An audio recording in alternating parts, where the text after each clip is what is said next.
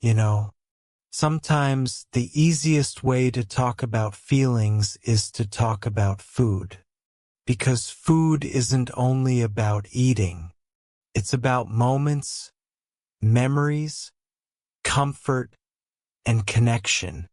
When we talk about our favorite food in English, we aren't just learning words. We are learning to share a part of who we are. I'm Paul, and today I want to help you do that. To help you speak about your favorite food in simple, beautiful English, and maybe to feel a little closer to yourself. So, let's begin with a story. There was a time when I felt lonely. A cold evening after a long week. I didn't want to talk to anyone. I just wanted something warm, something that felt like home. So I ordered pizza. When it arrived, the smell filled the room, soft cheese, tomato, a little oregano. I took the first bite, and for a moment, everything felt okay again. That's when I realized something simple. Food can heal small parts of your heart. Let's learn how to talk about that feeling in English. You can start a sentence like this. My favorite food is pizza. Simple. But to make it more natural, add emotion. Try saying, my favorite food is pizza because it always makes me feel happy. Or, I love pizza because it reminds me of good times with my friends. Notice how feelings make the sentence alive.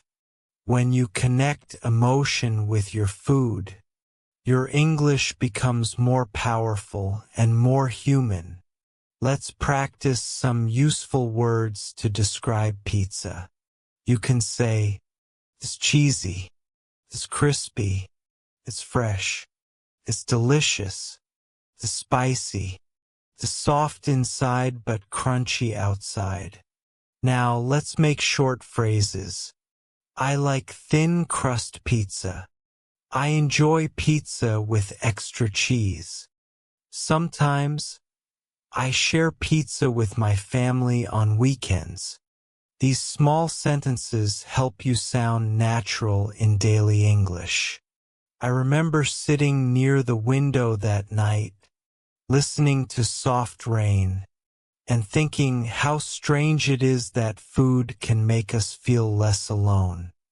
When you talk about your favorite food, you can also share where and when you eat it. Try. I usually eat pizza on Friday nights. I love eating pizza when I watch movies. Simple sentences, but full of life. So next time you want to describe your favorite food in English, don't just say what it is. Say how it makes you feel. I love pizza because it's warm and comforting. It helps me relax after a busy day. When you speak this way, your listener can feel your story, not just your words. That's what English conversation is really about. Not grammar first, but feeling first. Food gives us those feelings. It connects us. It gives us stories to tell. You know, pizza reminds me of comfort, but rice and curry, that reminds me of home. The smell of rice cooking slowly, the sound of spices frying in oil, and that rich, warm color of the curry. It's not just food. It's memory, culture, and love in a single plate. When I was younger, my grandmother used to cook rice and curry every Sunday. She never measured anything. She just knew how much spice to add. A little turmeric for color, a pinch of cumin for warmth, and always, always, a smile while stirring the pot. When I think of her, I don't remember big lessons or serious talks. I remember that smell. It was like kindness, something that stayed even after dinner was over. If you want to talk about traditional or cultural food in English, you can start with sentences like, "My favorite traditional food is rice and curry. It is popular in my country. We usually eat it with family." And if you want to describe it more deeply, you can add feelings and senses. It smells spicy and fresh. It tastes rich and warm. It looks beautiful. Yellow, red, and full of color. Simple words, but very powerful. Now, let's learn a few useful English adjectives for describing food. Spicy, it has a strong flavor, maybe hot. Sweet, it tastes like sugar. Salty, it has salt in it. Sour, it tastes like lemon or vinegar. Bitter, not sweet, like dark chocolate or coffee. Savory, not sweet, full of flavor. Try short sentences. Rice and curry is spicy and savory. It smells amazing. It looks bright and colorful. These simple sentences are perfect for everyday English. Sometimes when I teach English, students say, "Paul, my English is not good enough." And I tell them, it's not about perfect English. It's about honest English. When you talk about your favorite food, you are already telling a story that no grammar book can write. Here's a little tip for confidence. Before you start speaking, close your eyes for 2 seconds. Think about that food, its smell, its taste, the people you eat it with. Then open your eyes and speak slowly. This helps your words come naturally. You can say, "When I eat rice and curry, I feel happy. It reminds me of home. It makes me feel safe."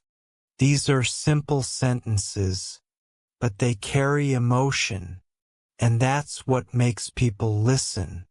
I remember one afternoon, after a long day, I came home feeling tired and empty. There was a small bowl of leftover rice and curry. I warmed it up and took a bite. It wasn't fancy. It wasn't new. But it was real, and that's all I needed. Learning English is a lot like that. You don't need big, perfect words. You just need small, honest ones.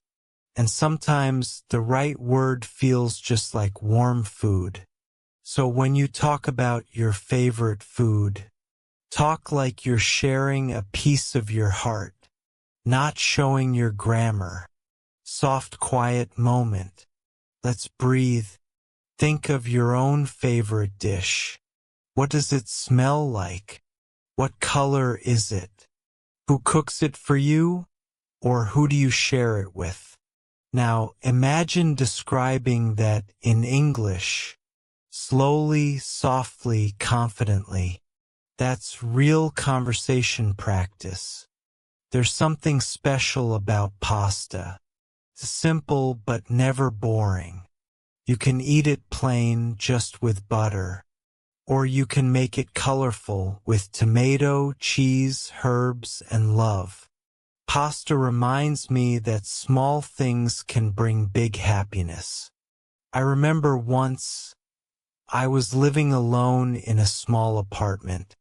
It was winter. I had no plans, no visitors, just the quiet sound of rain. I went to the kitchen and found a packet of pasta. That's all. No sauce, no meat, just pasta. I boiled water, added salt, and waited. The smell of simple food filled the air. And as I ate that plain pasta, I realized something important. Life doesn't have to be complicated to feel good. Just like English doesn't have to be perfect to sound beautiful. Let's practice how to talk about pasta or any simple food in English. You can say, I like pasta because it's easy to cook. I often eat pasta when I'm tired. It tastes soft and light. You can also talk about how you make it. I boil pasta for 10 minutes. I add salt, butter, and cheese. Sometimes, I cook it with vegetables. Short sentences, easy rhythm, but full of everyday meaning. Now, let's learn some useful action verbs for cooking food. Boil, cook in hot water. Fry, cook in oil. Bake, cook in an oven. Mix, put things together. Add, put something extra. Taste, try the flavor. You can say, I boil the pasta. Then I add tomato sauce. Finally, I taste it before eating. These are the words you can use in daily English conversations. Sometimes when I eat pasta, I remember people who helped me when I felt lost. Friends who said, Paul, just breathe and keep going. And I think learning English is the same. You mix new words, add practice, and taste progress slowly. Takes time. But when you enjoy the process, it feels like cooking something special. If you want to sound more natural in conversation, you can use simple linking words like, I like pasta because it's soft. I eat it when I feel lazy. I cook it with cheese and vegetables. These small connectors because when with make your English flow like a story, soft reflection. So, if I ask you, what's your favorite food? Don't just say the name. Tell me how it makes you feel. Describe how you cook it, how it smells, and who you share it with. That's when your English becomes personal and powerful. You can practice with this mini exercise. Imagine you're talking to a friend. Try saying, my favorite food is pasta. I cook it at home.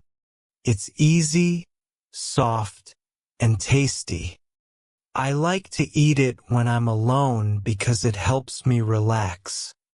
When you say this slowly, you are not just speaking English, you are speaking confidence. And here's something beautiful. Food teaches us to slow down. When you cook, you wait. When you speak, you pause. When you learn, you grow little by little. That's why pasta is special to me. It reminds me to enjoy the process, not just the result. Quiet moment for reflection. Now take a deep breath. Think about a simple food you love. One that makes you feel calm, even when life feels too loud. That's your story. That's your English. There's a quiet beauty in sushi. It's clean, simple, and peaceful, like art you can eat. When you look at a sushi plate, every piece seems to whisper, slow down, enjoy the moment. I still remember my first sushi experience. It was years ago. I was nervous. Raw fish, cold rice, chopsticks, everything felt new. But when I tasted it, it wasn't strange. It was fresh, gentle, and surprisingly comforting. That day taught me something important. Sometimes what feels unfamiliar can become your next favorite thing. Just like English, when you learn a new word or pronunciation, can feel strange at first, but soon it starts to taste familiar. That's the magic of learning. So, let's learn how to talk about sushi or any new food naturally in English. You can say, I tried sushi for the first time last year. It was fresh and light. At first, I was nervous, but then I liked it. Simple sentences but powerful meaning. Because you are not only talking about food, you are sharing emotion. Let's add adjectives for describing sushi or other light foods. Fresh, just made, clean taste. Light and not heavy. Colorful, full of beautiful colors. Delicate, soft and gentle. Healthy, good for your body. You can say, sushi is fresh and healthy. It looks colorful and delicate. I like it because it's light. Try joining these ideas with because and then. They're your secret spices in English conversation. When I sat in that quiet Japanese restaurant, I noticed something special. Silence. People didn't rush. They didn't check their phones. They simply enjoyed each bite. That silence felt like peace. And peace, that's something we all need. Food teaches presence. English does too. When you speak, don't rush to the next word. Pause. Taste each sound. Feel it. Here's a conversation practice you can imagine saying, do you like sushi? Yes, I do. I like sushi because it's light and fresh. What kind of sushi do you like? I like salmon sushi. It tastes soft and delicate. That's it. Natural, polite, and real. You don't need big words to sound confident. You need rhythm, feeling, and calm. Now, let's learn a few useful restaurant phrases. Can I have some sushi, please? Could you make it without wasabi? I'd like a small portion, please. See? Short, polite, and clear. That's the secret recipe for confident English. Sometimes, when I eat sushi alone, I think about how food connects people. Somebody caught that fish. Somebody cooked the rice. Somebody served it with care. Every bite is teamwork, just like language learning. When you speak, you are not alone. You carry the voices of your teachers, the lessons of your mistakes, and the patience you've built. That's what makes your English beautiful. Let's do a mindful pronunciation moment. Say this slowly with me. I like sushi because it makes me feel calm. I enjoy new food because it teaches me new feelings. Pause after each sentence. Let your voice rest.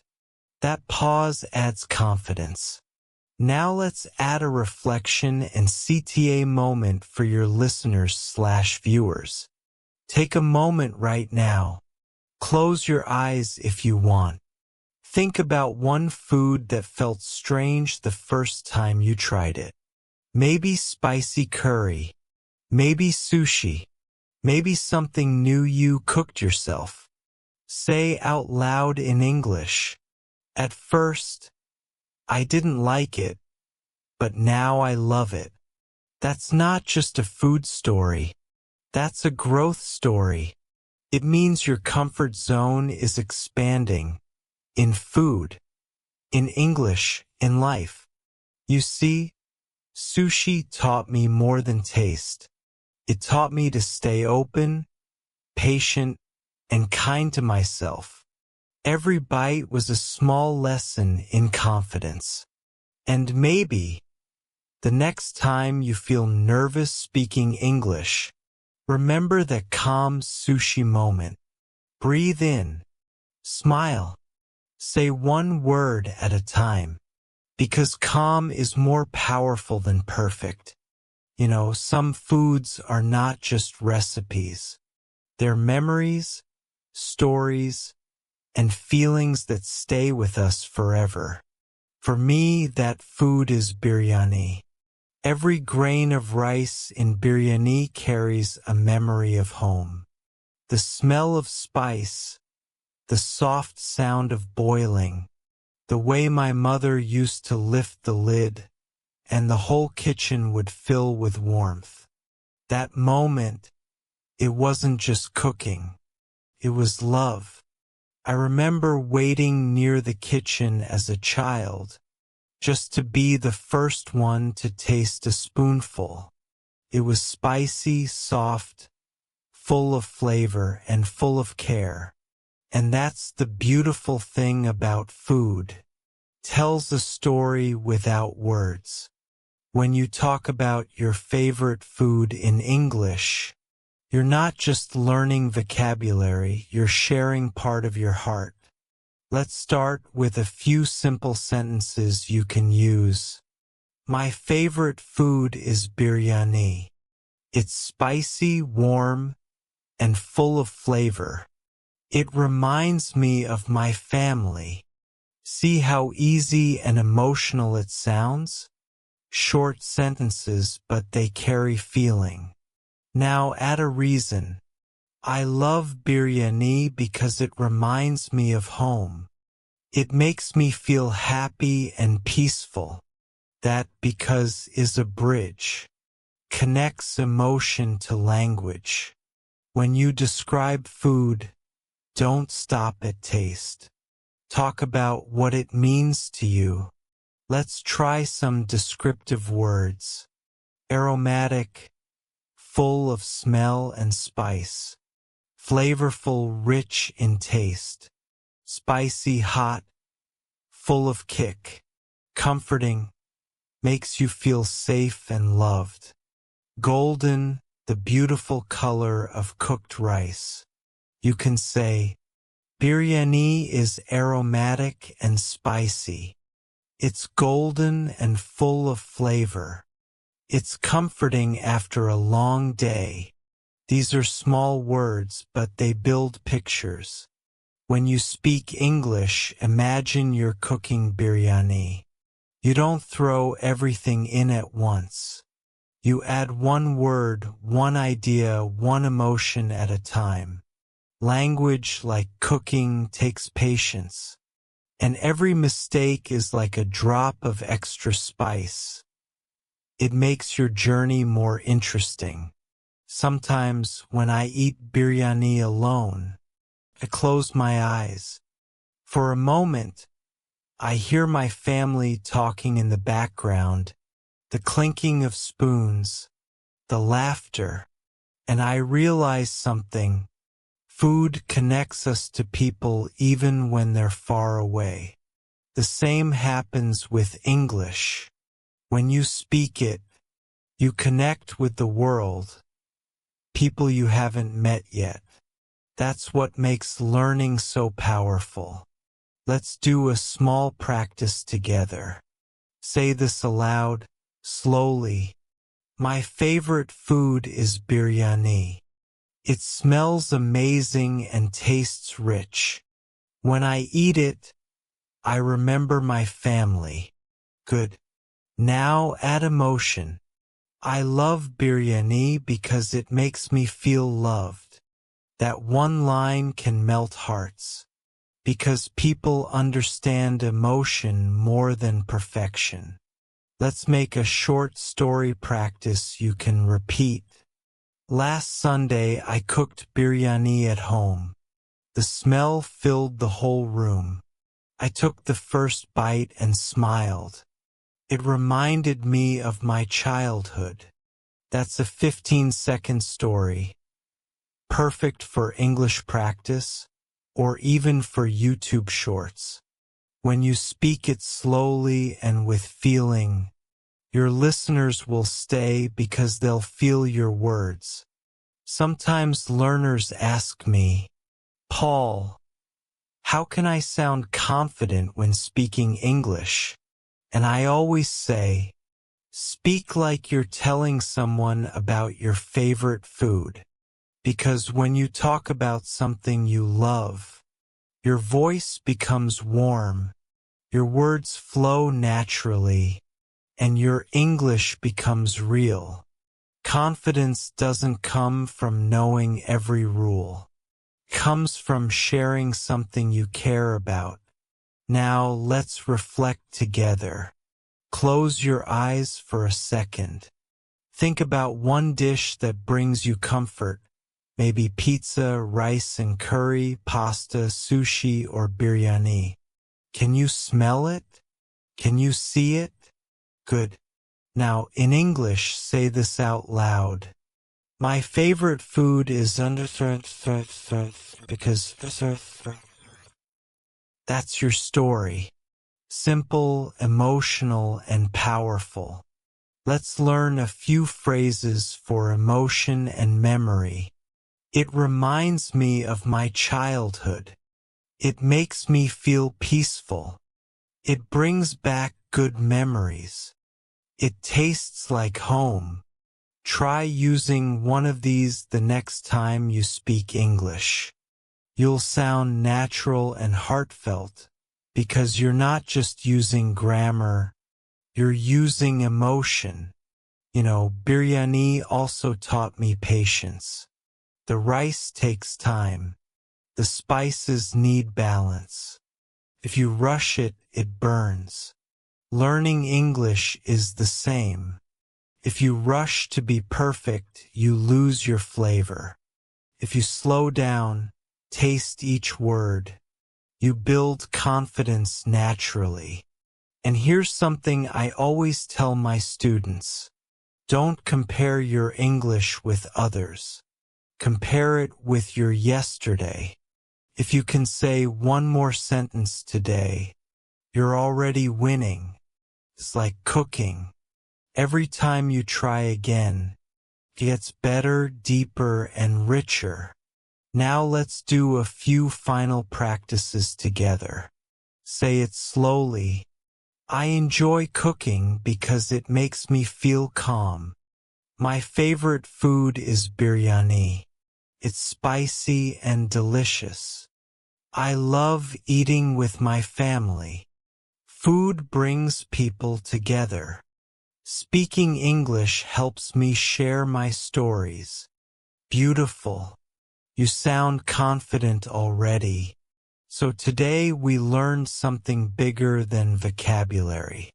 We learned that language is flavor. Each word has a smell, a taste, a feeling. When you talk about food, you're not just practicing English, you're practicing gratitude, memory, and heart. Let's end with a calm final call to action. Take a deep breath, smile, and say this out loud from your heart. My favorite food is underscore.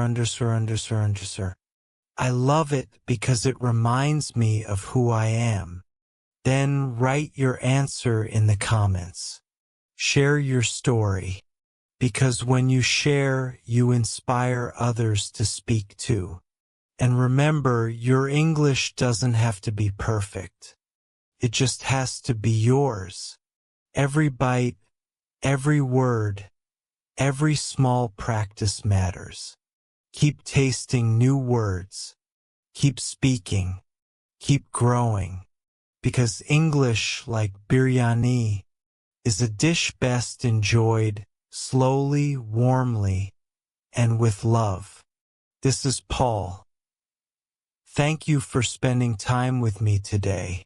Stay calm, stay kind, and keep your words warm, just like your favorite meal.